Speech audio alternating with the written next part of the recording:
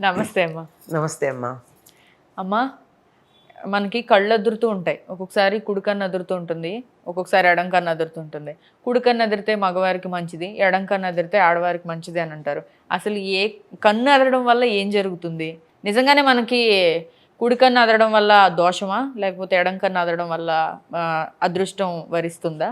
ఇలాంటివి ఉంటాయా అమ్మ? దానివల్ల ఏమీ రాదు, రాబోయేదాన్ని ఇది సూచిస్తుంది అంతే. రాబోయేదాన్ని సూచించటమే తప్ప కన్ను అదిరిన వల్ల మంచి జరిగింది చెడు జరిగిందని కాదు. చెడో మంచో జరగబోతున్నాయి, సిద్ధంగా ఉండమని ఒక చిన్న సూచన, హింట్. అది దీన్ని శకునము అంటారు. ఇది మనకి రామాయణంలో సీతాదేవి ఇంకా రావణుడు వచ్చి చాలా భయంకరంగా మాట్లాడి వెళ్ళాక, నీకు 2 నెలలే సమయం ఇస్తున్నాను, 2 నెలల తర్వాత గనక నువ్వు చాలా భయంకరమైన మాట మాట్లాడతాను, నా నోటితో అనలేని ఇక్కడ, అలా గనక కాకపోతే మర్నాడు ఉదయపు పలహారానికి నిన్ను నాకు వంట వాళ్ళు వండి పెడతారు అంటాడు. అని అక్కడున్న కాపలా ఉన్న రాక్షస స్త్రీలకి దీన్ని భయపెట్టండి అంటాడు. వాళ్ళు ఉండగానే, ఇదిగో నాకు ఈ శరీరంలో ఈ భాగం నే తింటాను, ఈ భాగం నే తింటాను, బతికుండగానే ఆవిడ శరీర అవయవాలు తినేస్తామని వాళ్ళు మాట్లాడుకుంటుంటారు. వీడికి చాలా చికాకు వచ్చి అసలు చచ్చిపోదాం అనుకుని ఎట్లా చచ్చిపోవాలని ఆలోచిస్తూ, జుట్టు పెద్ద జుట్టు కదా, ఆ జుట్టుని చెట్టుకేసి మెడకేసి ఉరేసుకుందాం అనుకుంటుంది. ఆ సమయంలో ఆవిడకి ఒక్కసారిగా ఎడమ కన్ను అదిరిందట, ఎడమ భుజం అదిరిందట, ఎడమ తొడ భాగం అదిరిందట. ఇలాంటి సమయంలో నాకు శుభం జరిగేది ఏముంటుంది అని ఆలోచించుకుంటూ ఉండగా ఆవిడకి అక్కడేదో పైనుంచి ఈయన మాట్లాడడం, హనుమంతుడు మాట్లాడడం అది వచ్చిందంటే ఏమిటిది? శుభ సంకేతం అని తెలుస్తోంది. ఎందుకంటే మన శరీరంలో నరాలు ఏవైతే ఉన్నాయో అవి మనం ప్రకృతికి దగ్గరగా జీవితం గడుపుతూ ఉన్నప్పుడు ఆ ప్రకృతిలో మనకి జరగబోయేటటువంటి మంచి చెడులని స్పందనల రూపంలో వస్తాయి కదా, వైబ్రేషన్స్గా, వాటిని గ్రహించగలిగి కొంచెం స్పందిస్తాయి అంతే. అంతకన్నా ఎక్కువ ఏమీ ఉండదు. మంచో చెడో జరగబోతాయని సూచన. అందులో స్త్రీలకి ఎడమ భాగం, పురుషులకి కుడి భాగం గురించి మనకి శకున శాస్త్రంలో చెప్పబడింది. ఇది ఒక్కసారి అలా అది ఊరుకోవాలంతే. అలా కంటిన్యూస్గా అదురుతూనే ఉందనుకో, ఏదో కాల్షియం డిఫిషియన్సీనో ఏదో అంటారు, తీసుకొచ్చి దానికి మందులు వేసుకోవాలి. ఒక్కసారి వదిలేస్తే దాన్ని ఎంత చక్కగా వర్ణిస్తాడంటే, కదలకుండా ఉన్నటువంటి చెరువులో ఒక తామర పువ్వు ఉంటే దాని కింద నుంచి చేప అలా వెడితే పైన ఉన్న తామర పువ్వు యొక్క రేకు ఎంత సున్నితంగా కదులుతుందో అంత సున్నితంగా ఒక్క క్షణం కదిలాగాలట, అంతవరకే. అంతేగాని ఇలా ఇలా ఇలా ఇలా ఇలా ఇలా ఊగిపోతూ ఉంటే దానివల్ల ఏదో ఆరోగ్య సంబంధమైనటువంటి లోటని తప్ప అదేమి శుభ అశుభాల సూచన ఏం కాదమ్మా. మరి చాలా మంది ఈ కుడి కన్ను అదురుతుందంటే ఇవాళ ఏదో జరగబోతుంది అని చెప్పి ఎదురు చూస్తూ ఉంటారు కదా. అదే అంటే పురుషులకి కుడి కన్ను, స్త్రీలకి ఎడమ భాగం మొత్తం అంతా కన్ను, భుజము, ఊరువులు ఇవన్నీ అంత అవే అదురుతాయి, అంతకన్నా ఇంకేం కాదు. అంటే పాదాలు అవి అలా అదరవు, చేతులు అంటే అవన్నీ ప్రకృతికి మనం దగ్గరగా ఉన్నప్పుడు మాత్రమే. ఇప్పుడున్న సిచ్యువేషన్ ఏం లేదు. మనకి ఒకసారి అదురు ఊరుకోదు కదా, కంటిన్యూస్ గా అదురుతుంది అంటే వెళ్ళి ఇమీడియట్ గా లిక్విడ్ కాల్షియం సిరప్ లాంటిది ఏదో వెంటనే తీసుకుంటారు, ఎక్కువసేపు అదురుతూ ఉంటే. తర్వాత ఏదో ఇంకా ఏవో కొంచెం మళ్ళీ అయితే ఇప్పుడు ఇది కన్సిడర్ చేయాల్సిన అవసరం లేదంట. అంటే ఎక్కువ అదిరితే ఒక్కసారి అలా అదిరి అలా వదిలిపోతే మాత్రం అప్పుడు మాత్రమే.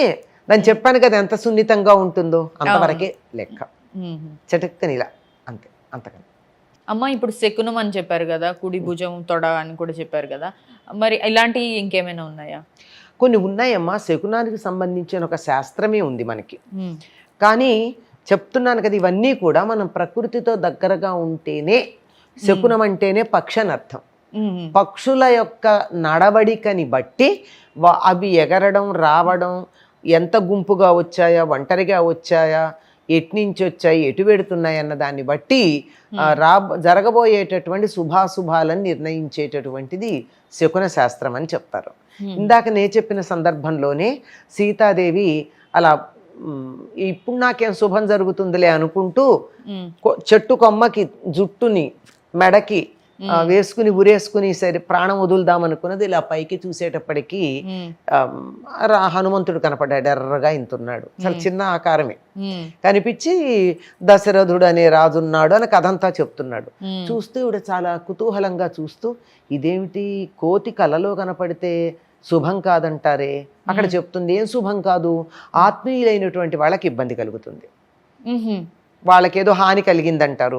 అయ్యయ్యో ఈవిడికి ఆత్మీయులంతా దూరంగా ఉన్నారు, రాముడు కౌసల్య వీళ్ళందరూ దూరంగా, తన తండ్రి అందరూ దూరంగానే ఉన్నారు, అయ్యో నా ఆత్మీయులకి ఎవరికేం హాని కలిగింది అనుకుని మళ్ళీ వెంటనే అంటుంది, కలలో కనపడితే కదా కోతి హాని అన్నారు, కల ఎప్పుడు వస్తుంది, నిద్రపోతే వస్తుంది, నేను నిద్రపోనప్పుడు కల కాదు ఇది, ఇది నిజంగానే కోతి అయి ఉంటుంది అంటుంది. అంటే శకునాలన్నవి అలా జంతువులు కనపడడం వల్ల, అలాగే వేరేటటువంటి సంఘటనల వల్ల వస్తాయి. అలాగే రామాయణాన్ని ఆధారం తీసుకు చెప్పడం, అందులోనే కుడివైపు నుంచి అలా కుడి పక్కగా ఇలా గనక పక్షులు తిరిగినట్టయితే శుభమని, ఇలా ఎడం పక్క కంటే clock wise anti clock wise అలా యాంటీ క్లాక్ వైజ్గా తిరుగుతూ పక్షులు మనం ఏదైనా పని మీద పెడుతున్నప్పుడు మన ఎదురుగా ఇలా యాంటీ క్లాక్ వైజ్గా తిరుగుతూ ఉంటే మనకి వాతావరణం అనుకూలంగా లేదని అర్థం. యాంటీ క్లాక్ వైజ్ కుడివైపు తిరుగుతూ కనపడితే మనకి వాతావరణం అనుకూలంగా ఉంటుందని అర్థం. ఇట్లాంటివన్నీ మనకి రాబోయేటటువంటి వాటిని సూచించేవే తప్ప వాటి వల్ల జరుగుతాయని కాదు, జరగబోతోందని చిన్న హెచ్చరిక. అమ్మ కొన్ని ఇళ్లలో పావురాలు ఎక్కువ వస్తుంటాయి, కొన్ని ఇళ్ళకి అంటే వస్తూ ఉంటాయి, చాలా ఎక్కువగా వస్తుంటాయి, వచ్చి ఇట్లా మీరు అన్నట్టు ఇప్పుడు clockwise anticlockwise అసందర్భంగా తిరుగుతుంటాయి. అంటే మనం బయటికి వెళ్ళే ఇది లేకపోయినా కానీ ఇంట్లో ఉన్నప్పుడే మనకు కనపడుతుంటాయి. అలా అది పెద్ద ఏముందమ్మ, ఎప్పుడు వచ్చే వాటికి ఏముంది, రోజు వచ్చే వాటికి దాన్ని పెద్ద పట్టించుకోవాల్సినటువంటి అవసరం లేదు. అయినా అసలు పావురాలను రానియకూడదని చెప్తారు. వాటి రెక్కల నుంచి వచ్చేటటువంటి వాటిల్లో రకరకాలైన ఇన్ఫెక్షన్స్ వస్తాయి.